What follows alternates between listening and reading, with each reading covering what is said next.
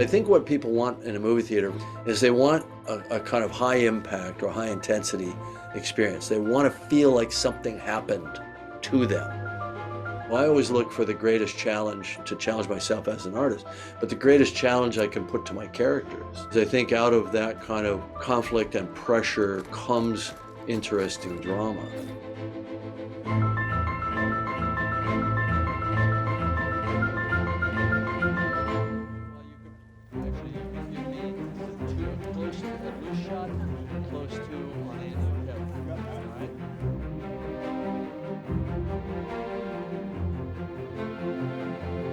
My role as a filmmaker is to create wonder, to create beauty, to engage people with characters and their specific problems, and not to let the messaging get in the way of a good adventure. Now, having said that, I think that the themes of Avatar are much more relevant today, maybe than when the first film came out, because really what the two films are about and what they have in common is they're about our relationship with nature.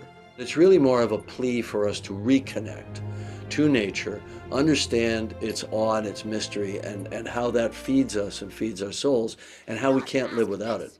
The children, everything they've ever known, the forest. This is our home. Our children. I've always just followed a rule of give the audience what they think they want from their enjoyment of the first film, because the sequel only is merited when the first film was a success, which means that people liked what they were seeing.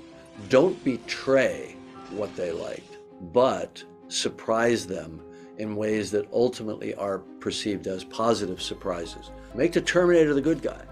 You know, things like that. Come with me if you want to live. It's okay, Mom. He's here to help. It's okay.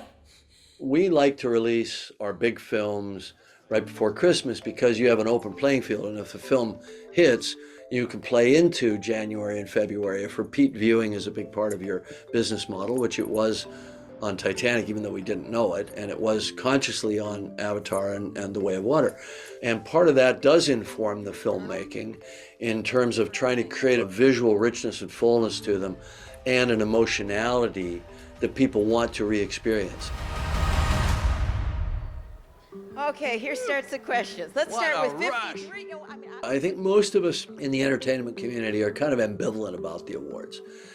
It's such a part of the DNA of Hollywood, the glitz and the glamour and the beauty and the fashion and all that sort of thing.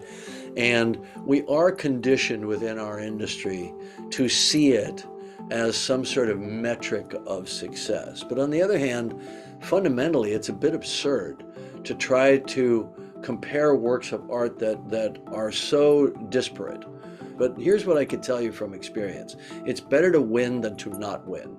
And it's better to be nominated than to not be nominated, no matter how much you want to intellectually argue the whole thing away. It's a question of engagement, engaging the mind, engaging the eye, and engaging the heart. And I have to focus 100% on the movie and make the decisions, the aesthetic decisions that I think are going to work for the audience, not for the critics, not for the reviewers and not for the awards and all that. I have to maintain my direct axis of communication to people sitting in dark theaters all around the world. That's my job.